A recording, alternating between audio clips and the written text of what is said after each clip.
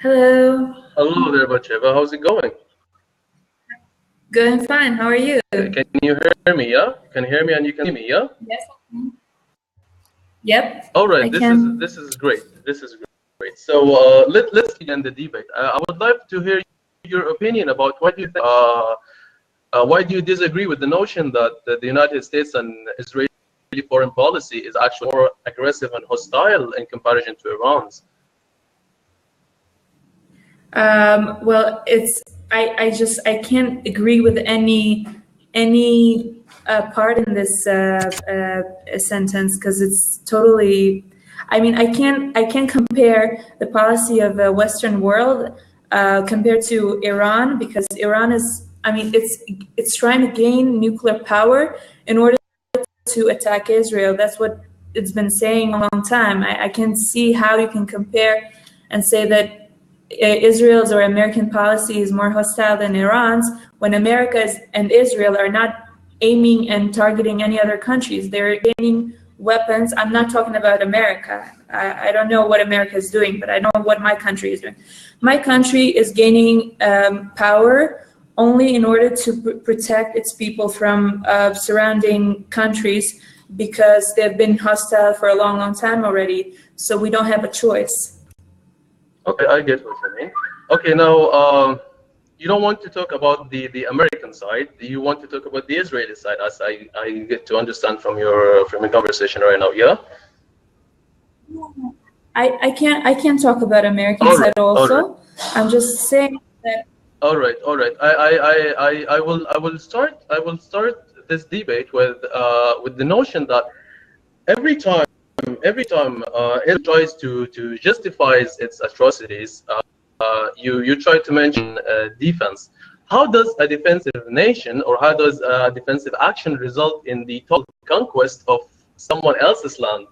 The answer to that question is not, because Israel actually is the aggressor in a lot of scenarios, and this Israel then and now do prove it. Okay, now how about we stop buying into Israeli propaganda, forget about the claims of what Israel has to do, and look at what Israel actually has done.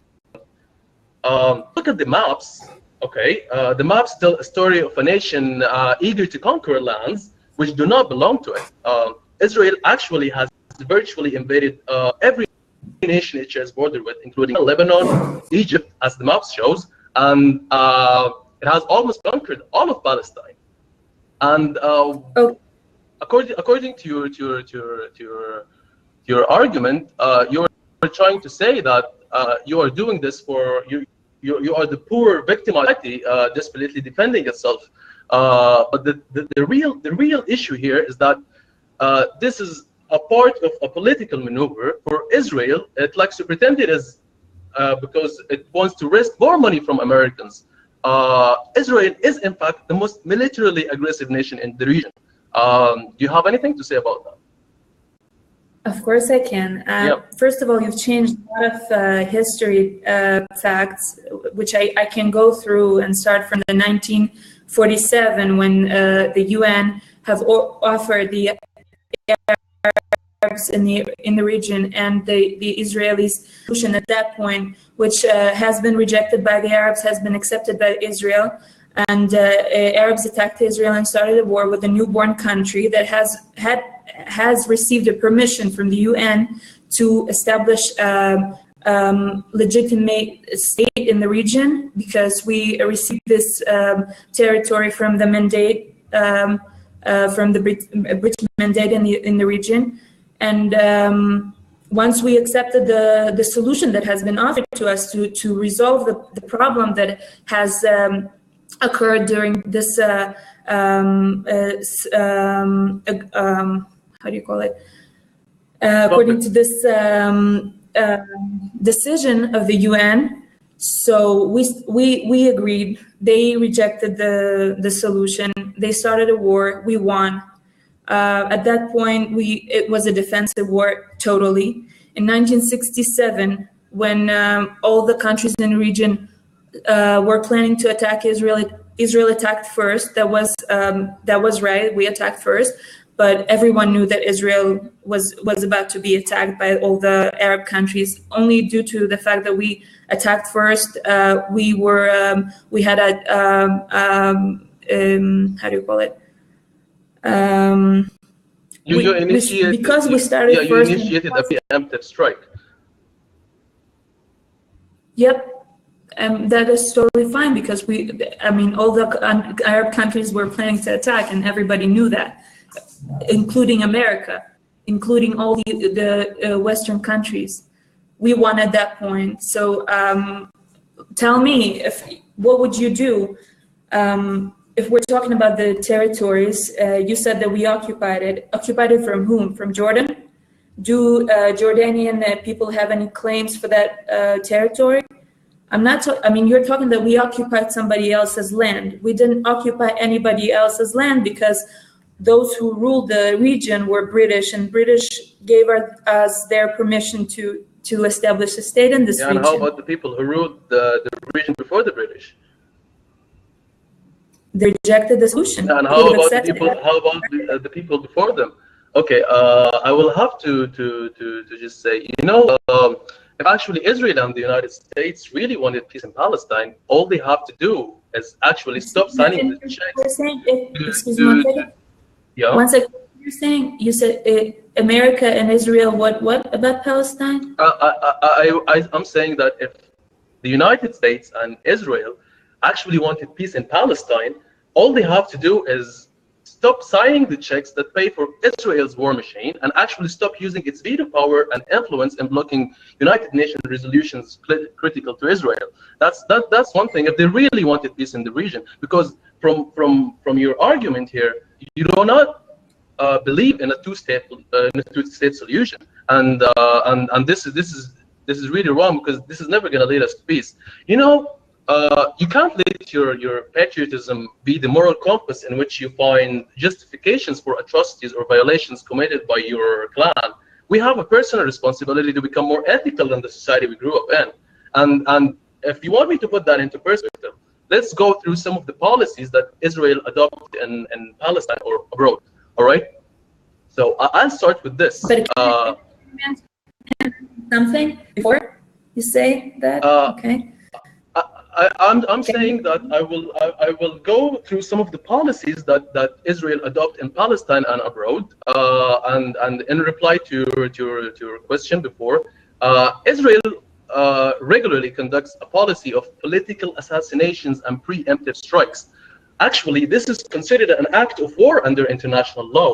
Yet this seems like a fundamental policy of Israeli foreign relations, where it attacked first, as we agreed, it attacked first Egypt, and in Lebanon and Syria and Iraq, and even recently Sudan and elsewhere, under the banner of national security.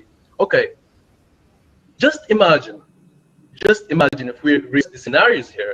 Imagine if an Iranian or an Egyptian missile struck Israel in a preemptive strike, and the claim was that it is in self-defense. I'll leave it to your imagination to orchestrate what should have been done in here. What do you think? What do you think will be the case if I lost you completely. I'm saying, what if Egypt attacked Israel in a preemptive strike, and the claim was, we are doing this for national security. Israelis were mobilizing their soldiers on the borders, and we did that for self-defense. How do you think Israel should have responded to that? You think it's legitimate to do that? I do not think it's legitimate to do that. Are you referring to some of the recent actions that Israel has been taking, or you're talking about the 1967 war? I'm speaking about general. I'm speaking about an Israeli policy of political assassinations and preemptive strikes. Because if you're talking about it generally, then you're completely mistaken. I'm sorry, that is just not true. Israel never attacks anyone else's before somebody attacked it. I mean, if you're talking about the last wars. How about Egypt and Lebanon and Syria and Palestine and even Sudan recently? And how about all these countries? Let's be clear. Let's make it clear. No, there is no Palestine at this point. Okay, You can No, say that there are this is Palestinian people. what the Israeli propaganda tries to inform you. But there is actually a Palestine, and maps prove it. No, because you're saying a lot of facts that you're basing your statement on them, but they're not true.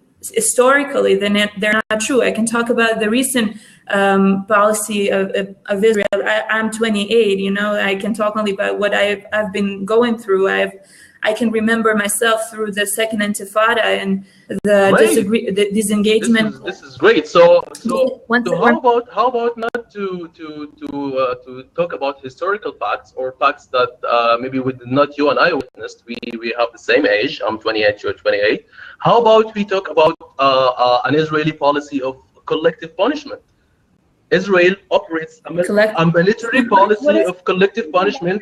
I'll tell you what that is. It's a military policy of collective punishment called the Dahiyya Doctrine, after the area in Lebanon where it was first used by Israeli forces in 2006. Simply put, massive force is being used upon the civilian population in order to exert political pressure on enemy forces. Aside from that being that has been a classical definition of terrorism. And I'll just tell you about the Article 33 from the Fourth Geneva Convention. Wait a second, Mahmoud. Mahmoud, wait a second. Because you've been talking a lot about some stuff that I mean, me and as Israeli, I was here during the 2006 war. You were talking about us targeting the civilians, that we were using the collective punishment method. That is not true, okay? Actually, those who are using the No, wait a second. That is not true. That is not true. Of IDF soldiers, and we could share some links by IDF soldiers, the testimonies of them claiming to have conducted the policy of collective punishment in order to exert pressure on the enemy forces. And it was a tactic that was used in Lebanon, and it was recently used in Gaza. No. Mahmoud, that is not true. That is total lie. I'm sorry. Let's start from the beginning. Well, you said what you're saying. I wasn't the one who said that. Israeli soldiers were the one who said that. That is not fair. You said something. I want to claim something else. Of course. Let's start at the 2006 war in Lebanon, which started because the Lebanese army terrorists, Hezbollah terrorists, abducted our soldiers at the border. Okay, to be honest, I don't remember the reason of the starting of that war, but once it started, okay, Lebanese army, the Lebanon Hezbollah, started targeting the civilian areas in Israel, which put all the civilians in the region of North into the shelters, the bomb shelters. Israel never targets civilian populations for just being a civilian population. It can hit the civilian population by mistake only if the terrorists have been hiding there. And that is the reason why in Gaza there were disproportional,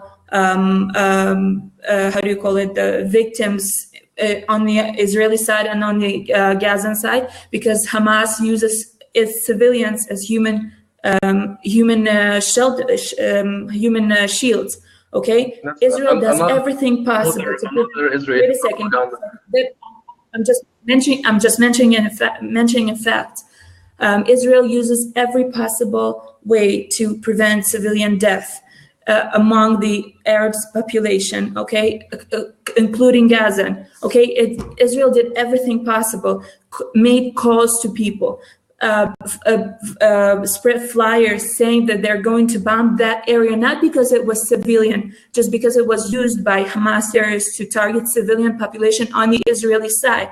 The reason that there were no civilian deaths almost on the Israeli side is because Israel is investing a lot of money in technology to prevent those deaths, to defend its people, not like on the other side. So what you're saying is untrue. We are not targeting the civilian population at all. We are not targeting. That's not our policy. And that's not the way we fight. And we never attack before we are being attacked by Hamas. Hamas has been targeting civilian populations for months firing rockets at the civilian population until before Israel decided that let's say no more, okay? Hamas because came no to power. other country. Hamas came to power in 2006. The conflict has been going on since 1948, and I think you can do the math here. What are you saying? Excuse me, I didn't hear you. I said Hamas came to power in 2006. This conflict has been going on since 1948. So you can do the math here. It's not just about Hamas. It's more deeper than Hamas. The thing is, I would love to elaborate the point. Article 33 of the Fourth Geneva Convention defines collective punishment because it does happen, and I will provide you with videos and testimonies from Israeli soldiers and Israeli figures and Jewish figures to stipulate that no person may be punished for an offense he or she has not personally committed. Collective penalties and likewise all measures of intimidation or of terrorism are prohibited. And you can see that because let's say a Palestinian terrorist, for example, just went to kill on a killing spree and murdered like a couple of Jews, then the Israeli government go to his family's home, that they have not done anything, and they will just demolish the house and just illegally arrest his relatives, and this is against international law. That's something. All right, let's move on from this point and just go to another interesting point. It will be the issue of annexation. Yeah, of course, sure. Okay, you said that Israel uses collective punishment towards terrorists and their relatives. That is not true. Okay, Israel can actually Israel arrests family members if there's any way that they were part of his deeds, and usually they are. There is a huge and brutal incitement among the Palestinian population against Israel, and that what causes. So is with the Israeli population against the Palestinians. Mahmoud, I live in Israel on a daily basis. Israeli soldiers and policemen start people 8 years old, 14 years old, trying to stab them. That is not okay. Why their mother and father do not stop them? And once they are dead because they were trying to attack someone, they are saying that they are shaheeds. That is not okay. So if we're saying that you have to look at the conditions that made them come this way.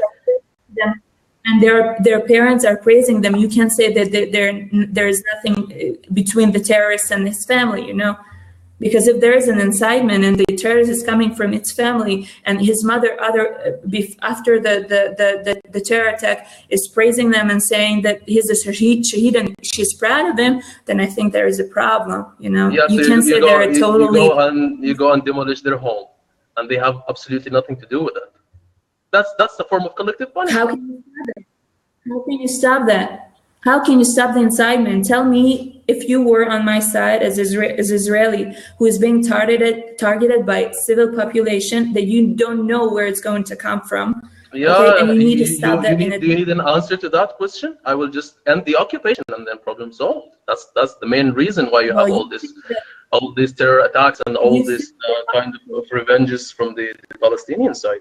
I mean, Israel is going to the teeth with nuclear weapons, and the Palestinians, they have knives and drugs, and they're really frustrated. I'm not justifying the attacks; it is unjustifiable. But the thing is, people are really, really, really frustrated. It has been over 7 decades, and they are kept in open-air prisons. There is a naval blockade. There is a naval blockade. There's all types of blockade, and people are frustrated. If we stop abolishing their homes and stop treating them as animals, then I think we will find the solution to this problem.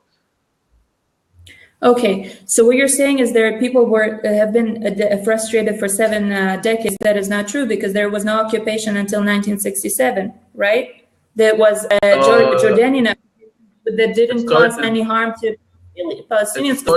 It started in 1948, whichever. It started in 1948, and even before that.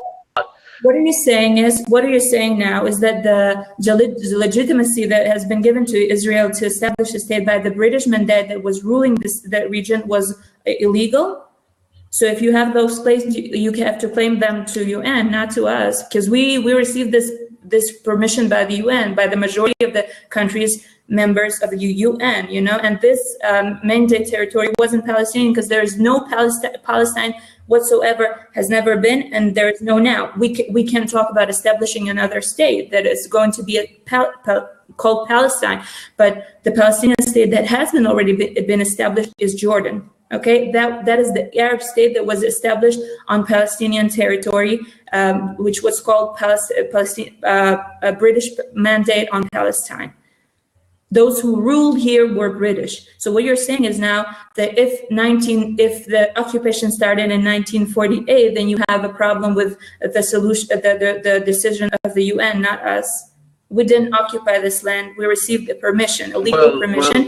I will have to answer to your claims now, because in 1948, during the time of Nakba, Israel deported, or to better put, ethnically cleansed at least 750,000 Arabs or Palestinians from their homes. This is approximately about 85% of the indigenous Palestinian population. And in 1960s, it forced more than 300,000 people, half of them already refugees from 1948, to their home. According to United Nations statistics, about 5 million of these refugees and their descendants live abroad, and Israel does not allow them any alienable right to return. The funny thing, the paradox is today. Okay. The funny thing, really funny thing is, if a Jew was born in New York or Berlin or Eastern Europe, for example, they have the right to return to his homeland, Israel, has absolutely no connection to, but the Arabs that were deported and their are to remain in exile. This is really a paradox, and it's kind of funny, and I would like your opinion about it.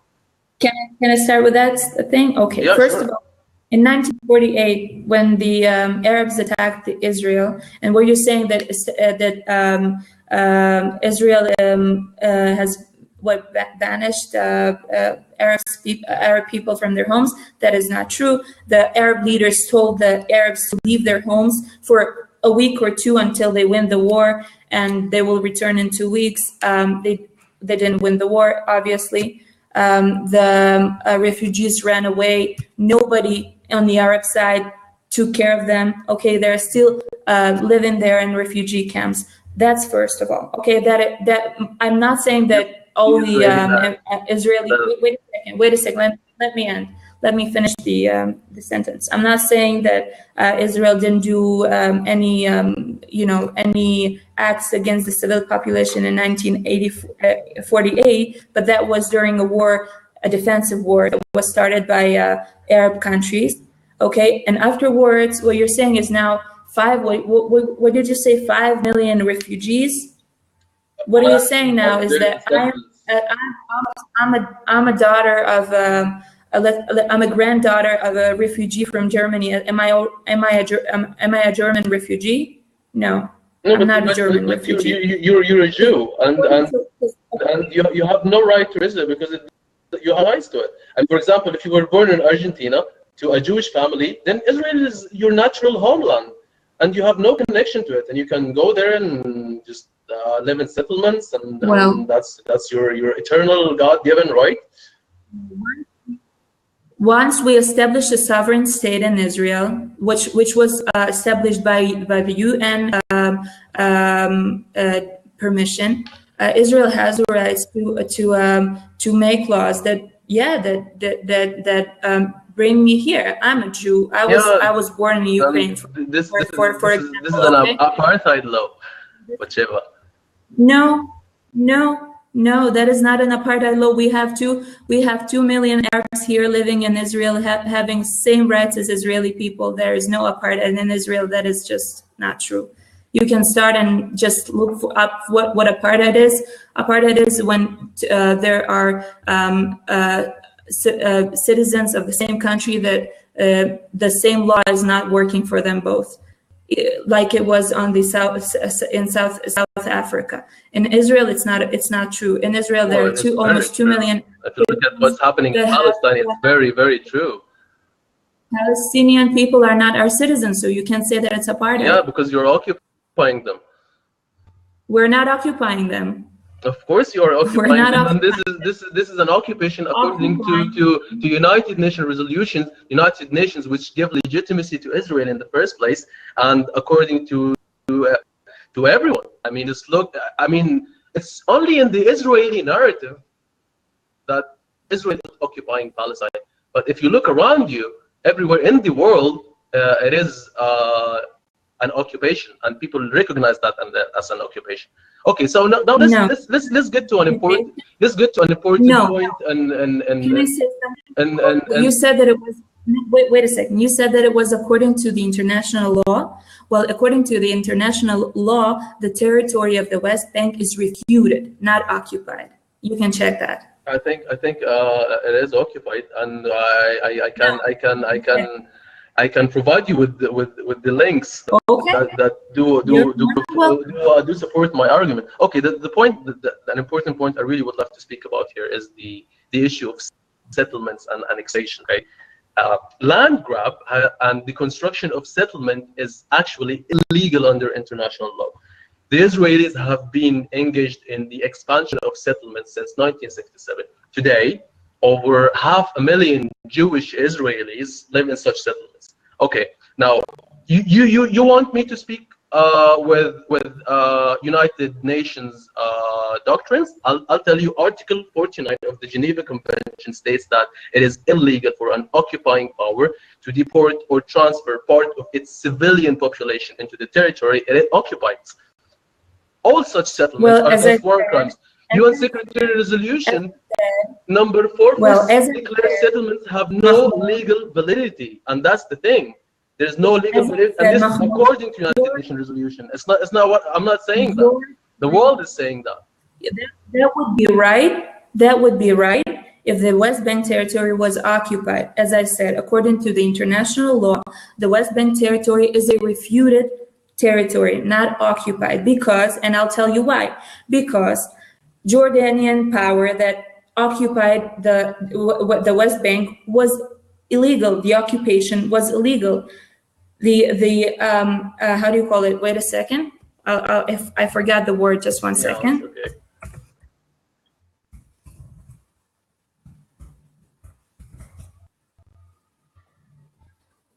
One second.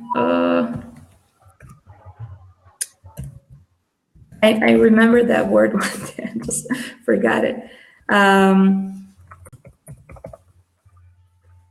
Wait. Okay, annexation. Okay, the Jordanian annexation.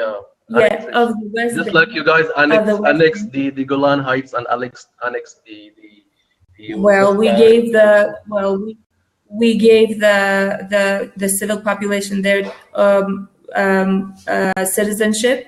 You can ask them if they want to go back. I'm not sure if they want to go back. Netanyahu just said Golan is part of Israel now in his recent re-election campaign, and he just re-insisted what the Israeli leaders have been saying all along, that there will never be a two-state solution, because in the mindset of the Israeli average person, there has never been a Palestine, and there will never be a Palestine. And if this mindset continues, there will never be peace. That's the thing. This is the problem, because there has to be concessions from both sides. Mahmoud, at this point, let's make it clear, okay? At this point, Israel exists. Palestine is not. It doesn't exist at this moment, okay? It is recognized by almost. I respect what you're saying. It's just that once you claim something, let me just respond. Yeah, sure. Because. Let me respond, because you're just claiming fake. One second.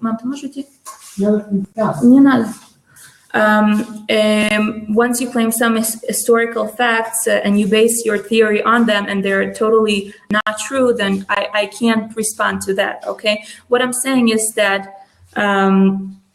well, I lost the point. One second. What were we talking about before that? We're talking about the annexations. and that is not, Okay. it is illegal to annex another people's or another Okay, group of so people. let's talk about this at this point. Okay, I started from the 1947 when UN offered a solution, two-state solution to the Arabs and to the Jewish population here, which would have prevented the whole conflict that is going on here if the Arabs had accepted that the solution at that point. They didn't. They attacked the newborn state of Israel that was established with the permission of the UN, and once they attacked, they lost the war. Okay, Israel until the 1967. I'm not talking about the occupation or the whatever you call the occupation. I'm talking about what happened until then. Israel is a legal state. Okay, we have our sovereignty. We can decide who's coming into our borders, who's coming out of our borders. We have laws. Okay, it's a sovereign state. You can, if you have any claims to our legitimacy to exist, okay, you can talk about it with UN, but we can't argue about the fact that Israel has been established by the UN and the international power. Okay, we didn't come here and occupy somebody else's land because this land was under this land was under a British mandate, and Britain has accepted the Jewish state in the region. Okay, who gave England the right to give Israel someone else's land? That's how it works. Yeah, but that's how it works, man. And right, that doesn't make it legitimate. Who gave the rights to the Romans to come here and occupy Israel from the Jews? Who gave them the right? That's how it works. Who gave the right to the Jews to come and claim the land from the Canaanites? That's a never-ending loop. Do you have any Canaanites claim that back? We will just go in a never-ending loop here. The thing is, we have Israel, and we have Palestine. Okay, now this is a fact. This is a fact that most of the world, actually, we don't live in this world alone. Most of the world does recognize that there is a Palestinian state and there is a Palestinian history behind it. And the thing is, if you do not recognize that there is, yeah, all right, whatever you want to call it, but the thing is, it's a fact, because more than 75% of the entire population of the world, they have this view that Palestine does exist, and what Israel is doing is really wrong. And the thing is, and I would love to respect you. I respect you. Wait a second. Before you go on with this debate, okay, I would like to respond to what you were saying, okay, before you stop me and interrupt it. What you're saying now is irrelevant, but let's go to the facts, okay? Because what you're saying now, it's about a subjective point of view. I'm talking about facts, okay? Israel exists. Your facts your facts are your facts, or they're actually Israeli propaganda. They're not really facts. Or I'm talking about historical facts. No, I'm talking about actual facts. No. I'm talking about historical facts. I'm not talking about any sort of subjective view. You're saying that we occupied somebody else's land. I'm saying that there has never been Palestinian rule in the region. There has never existed Palestinian state. This is what they teach you in schools, whatever. No, man, there has never been a Palestinian state. There has never been a Palestinian state. If there is a Palestinian state, so what is currency? Okay, who's its president? What's its anthem? What? Can you show me a passport? It's even mentioned in the Bible, but Palestine, man, are you fucking kidding me? I'm sorry. I'm sorry. No, it's fine. It's fine. But I can, after this debate, and I'm glad we're having this conversation, I will provide you with pictures, documents, historic facts, and maps where it says Palestine, of course, on the area. Okay, but there is no connection between Arabs and Palestinians that you're talking about. That were coming from Greece. Man, there were Palestinians before the Israeli people came to the land of Israel, but there is no connection whatsoever between Arabs and the Palestinians. there are no Palestinians. You want to tell me that there is a connection between Eastern Europeans and Actually, no. What I'm saying is actually Palestine is the name that has been given by the Romans to the land of Israel to disconnect the name and the name of the land and the people as a symbol of a total destruction of the land of Israel and Judea. Okay, that is historical fact. There is no connection whatsoever. Palestinians and Palestinian people that you're talking about at this point. Okay, if you want to go through history, then you can go back to 2,000 years ago when Jewish people, okay, lived in Judea at that point, and Romans came here and occupied the land, exiled the Jewish people around the world, and then afterwards came the Mamluks, and then the Turks, and then the British, and there has never been Palestinian rule in the region. So what you're saying is unbased. But Shiva, you can't just go into a place and destroy its homes and grab its lands and do whatever you guys are doing to the Palestinians at the moment, and your claim is that your great what are we doing? Great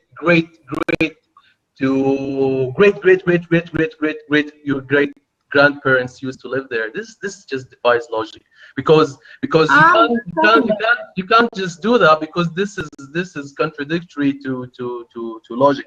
If you have roots there, it doesn't give you the right to just go to people that are living in Palestine at the moment and strip them of their basic human rights and just say your basic claim that it is a God-given state, it is a God-given right, and we all Jews from all over the world have the right to just go to Israel, regardless of your ethnicity, because the thing is, the people that used to live there, the Judea tribe that used to live 2,000 years ago, are not Eastern Europeans and are not they're Semites. Actually, they are more close to Arabs than they are more close to European Jews. Have I ever mentioned God in this debate? Have I mentioned God in this debate? I was talking about the UN. I'm speaking about a large section that influences Israeli politics, because a lot of people in there they do believe that is a God-given right. A lot of segments in the Israeli society do believe in that.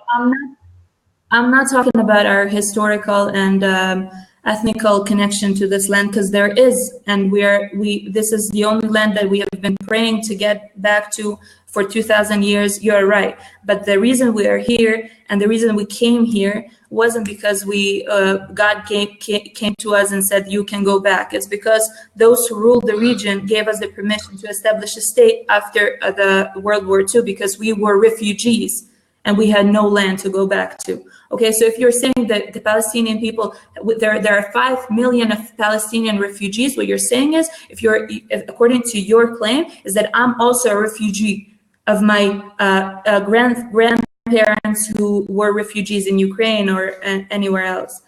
That is not unlogical. What you're saying is that is not unlogical. What I'm saying is that we came here because we had the permission of the UN to establish a state. Once we established a state and we were attacked by the Arab countries, okay, and we won the war, we established a sovereign state and we have laws, okay, and the law says that only Jews can come here to this land because it's a Jewish state. It's an only one Jewish state. Once you have 22 Arab states in the region, we have only one Jewish state, and that's all we were asking for, and we received it, and we are a sovereign state. We are stronger than most of the Arabs, but we are stronger not because we wanted to attack somebody. It's because we have reasons to believe that if we are not stronger, we're going to be what's going to happen to Israel, and where everyone's talking about what you were saying about Iran. Okay, they're gaining nuclear power in order to wipe Israel off the map, and they're saying it. And that's what you were saying about hostile Israel. Israel doesn't need army unless it has to defend itself. We're not attacking anybody. We're not killing anybody. We are not trying. We're just trying to defend our people. Okay, I'm a civilian. I can walk the streets of Jerusalem and be afraid that somebody's going to stab me. Some 8-year-old boy who is affected by the incitement in the Palestinian population is going to come and kill me and stab me. There are so many children, so many people, so many women, totally innocent people that have been killed by the Palestinian people because of the incitement. And what you're talking about is that if there are not going to be any two-state solutions, two states in the region, there's not going to be peace. Well, that is not correct, okay? Because we have offered Palestinian leaders in 1999 and in 2000 and something, 98% of the West Bank, okay? They rejected it. And you know why? Because I do not believe that the Palestinian leaders do want peace, because this conflict brings them too much money, you know? Have you ever seen the castles that they build from with the money that European people donate to Palestinian people? Well, I see them every day, and the Palestinian people live poorly. They live with no money because their leaders their leaders are they're taking their money to build tunnels to attack Israel. Well, we didn't, man. In Gaza, there's no occupation. There's no occupation of Gaza. You guys turned Gaza into an open-air prison. Not to mention that Israel actually is not a signatory to the NPT treaty, the non-proliferation treaty, and is the only nation in the Middle East with an undeclared nuclear arsenal. And also, it does not allow inspections of its nuclear facilities. And you just claiming that Iran wants to capture nuclear capabilities to attack Israel or to wipe Israel off the map, while in fact, Israel has threatened many times to obliterate Iran and other nations using nuclear technology. And finally, Batsheva, my last argument would be about. You said something that is untrue. You said something that is untrue. When did Israel do that? When did Israel do that? Of course, it does that a lot. And nuclear power. Do you deny that Israel is a nuclear power? I don't know. I seriously don't know. Do you deny? Actually, according to reports, Israel is the only nuclear power in the Middle East that did not sign the non-proliferation treaty, and it does not allow inspection of its facilities. Because you have the nuclear reactors, why don't you allow the United Nations Security Council to conduct, what do you call it, to conduct, I don't yeah, that's the thing. You don't know because it is different actually. What I can say, Mahmoud, you asked me a question, right? You asked me a question, let me answer. You said, you asked if we have nuclear power. You said that if we have nuclear power, I don't know if we have nuclear power. We can. We may have. We may not have. But I know you have. And everyone knows you have. And that's the problem. If we do that, man, Mahmoud, you can't prove that. So you can claim that, okay? Neither can I. So I'm not claiming something that I can't prove. What I can prove you is that you're contradicting your own logic when you say that it is okay for the international community to go and inspect Iran, and it's not okay for the international community to go and inspect Israel, and even though they are both in the Middle East, so it doesn't make any sense actually. A little bit. That's not what I was saying. The only claim that I have against Iran, is that if they gain a nuclear power, they're freely threatening Israel, saying that they're going to wipe us off the map. If Israel does have nuclear power, they've never admitted it by targeting some other country. Do you agree with me? I mean, if we threaten somebody else with nuclear power, you could have said that we have nuclear power. You can't say if we have nuclear power because we have never threatened anybody, unlike Iran.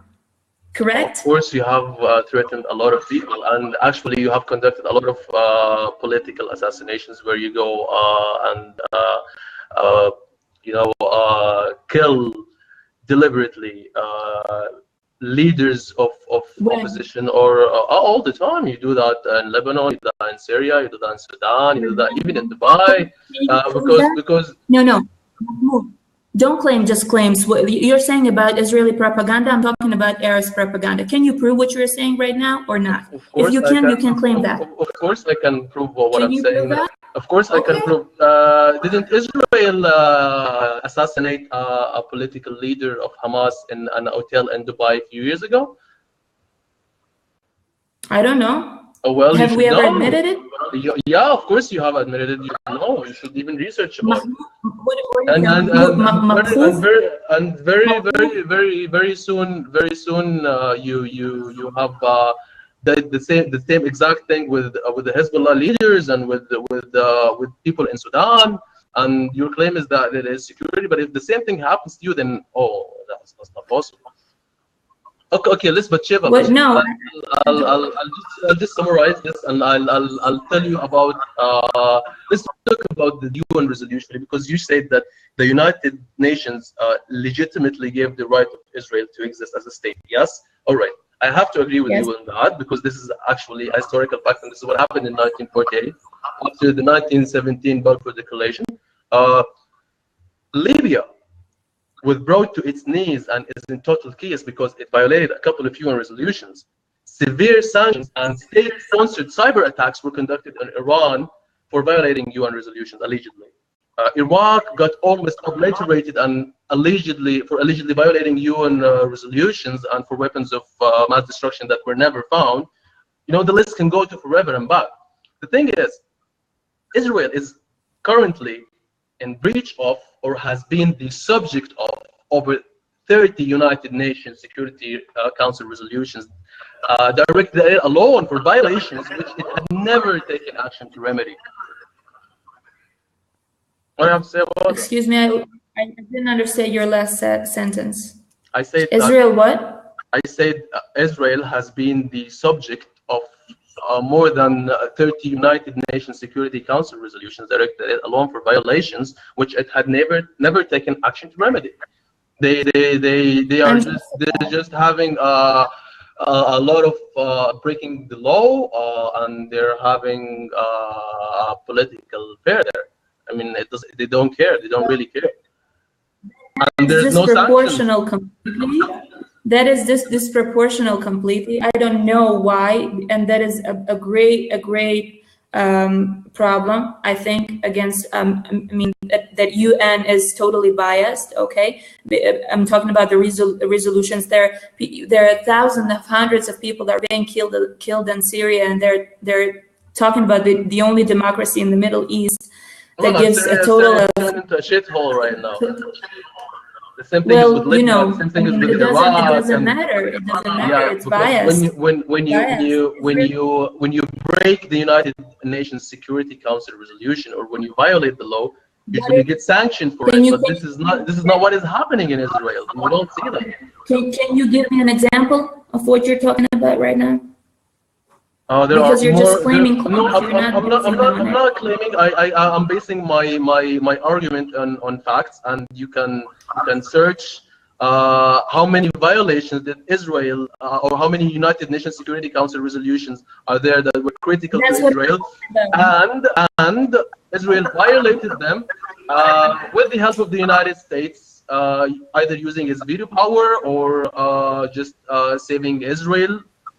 It does happen, and you can research about it. I'm not just claiming any false claims, because these are actual facts. I know what you're talking about. The what you're talking about right now, it's totally disproportional. It's unjustified. Okay, Israel is the only democracy in the Middle East with the freedom of speech, with the freedom of religion, with the freedom of whatever, every freedom that you can only imagine, more than Egypt, more than Jordan, more than Lebanon, more than Syria. Okay, it's totally disproportional that UN is dealing with the Israeli so-called breaking of resolutions when Syria is killing thousands of people. If UN really did care about Arabs, they would have talked about Syria, not about Palestinians, because Israel doesn't harm them. They do talk about harming the Palestinians. You turn a blind eye to them. Can I say something? You are saying something. Can I say? Israel does everything more than Hamas, more than PLO, more than Palestinian leaders to protect civilians in the Palestinian territories. Okay. Okay, well, Israel did according to your everything argument, possible. they protect them and keep them in an open air prison. Possible. What? You said they're protecting them and then keep them in an open air prison. They're Which forcing are you them talking about? on Israel is not occupying Israel is not Gaza, occupying. West Bank. They're turning their life into a living nightmare. What do you mean by prison? What do you mean by prison? The fact that we have checkpoints? Open air prison. I mean, they control everything that gets in, everything that gets out, and they're forming a naval blockade, and they cannot do any form of business, and they cannot flourish, and they cannot live in as a country. They can't even go fishing. Well, I'm sorry.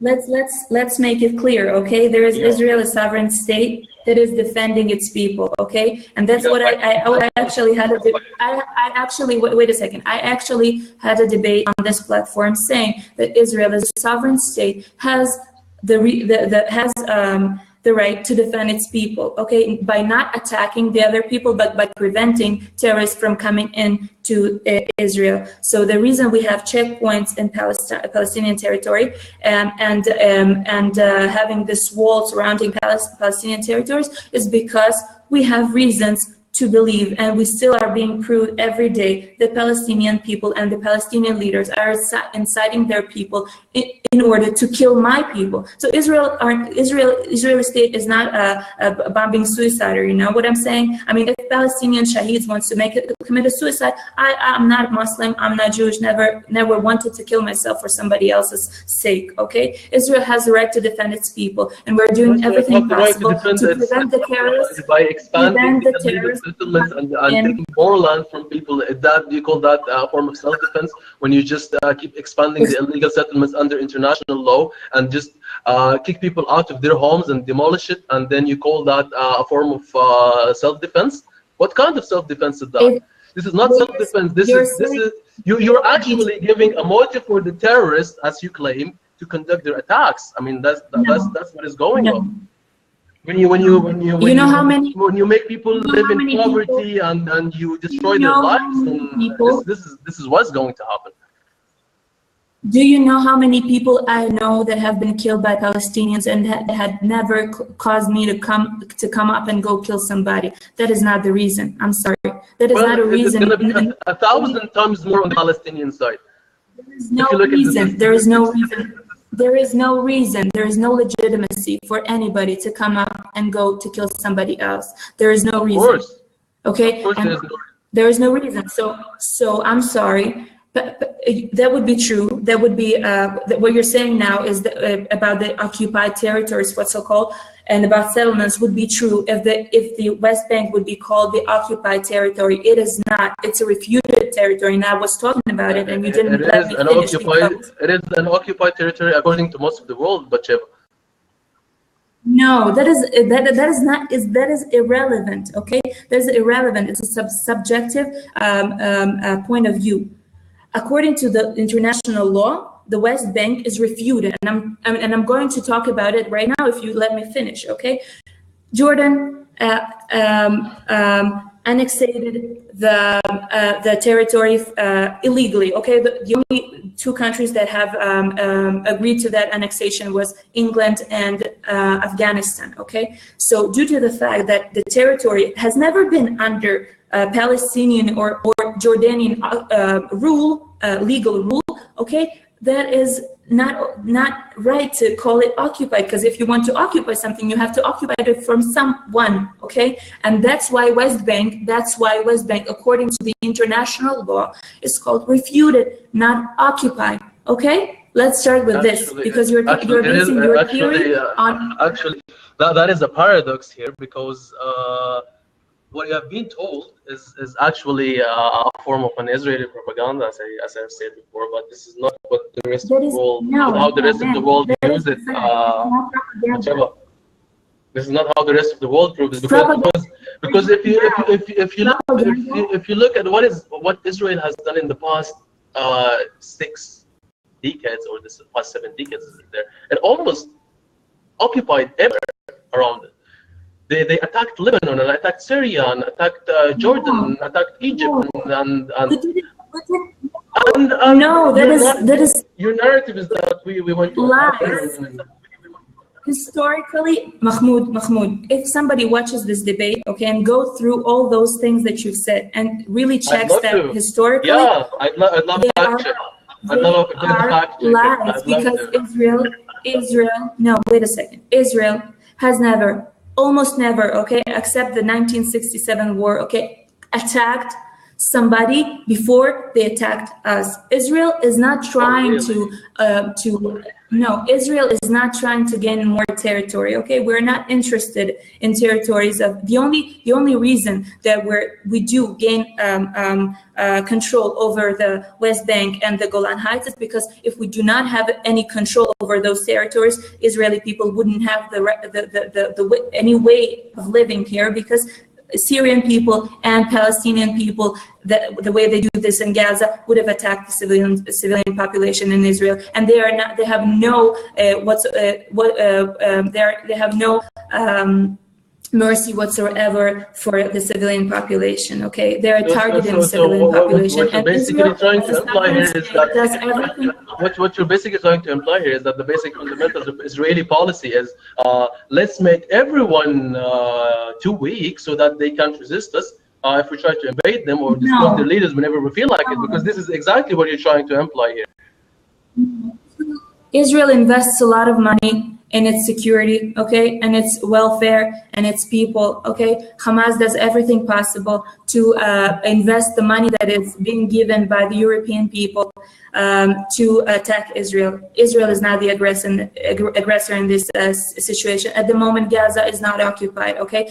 Before the disengagement plan, wait, no, it's not. Gaza is not occupied, okay. Gaza has total Hamas rule. They chose it. They voted for them, and before the disengagement plan, they were saying that it's going to be a Singapore in the Middle East. Where's that Singapore? Man, they have received billions of dollars from the European people. Okay, yes, they have received billions of dollars from the European people, and you can check that. Okay. You can check the fact. And British people have been very, very worried about the fact they have received a lot of money. And what did they do with that money? They dug tunnels to attack Israel. So you can't say that Israel is the aggressor. Okay, we do not attack Gaza. We have never attacked Gaza since the disengagement plan. Before they start firing rockets into the civilian population in Israel, a couple of years ago. Targeting schools, targeting hospitals, targeting kindergartens, hiding behind their own children in schools, in hospitals. You're talking about aggression. You're talking about aggression. Of course, I'm Israel talking about aggression. Because if you look at no, I'm talking about the Israeli aggression since its inception in 1948. In our modern day history, in our modern day time, if you look at the statistics and the facts, and if you look around what the hell is happening around us, the Israeli policy. Can you say when Israel attacked other countries before they attacked it? No, since 1984, since 1948. Sorry. Well, when does Israel attack other countries? It almost attacked all the other countries before. We have peace agreement with Egypt. We have peace agreement with Jordan. Yeah, we've been attacked by Hezbollah. We've been attacked by Hamas. I mean, Egypt didn't attack Israel first. Actually, Israel attacked Egypt in 1954, and they attacked Egypt in 1967.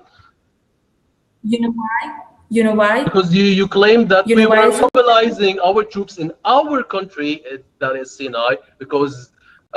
What if you guys were mobilizing your troops in the Sinai border? Should we go and instruct your people? I'm sorry. Unlike Egypt and unlike Syria and unlike Jordan, we don't have enough territory to let you attack us before we attack you.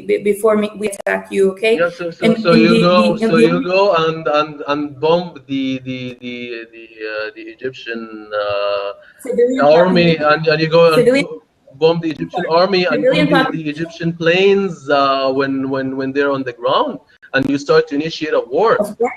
And the thing is you were so what you're trying to imply here, what you're trying to imply here, but is just a little point I would like to make. I have 7% left of the battery. Wait a second. Sorry for that.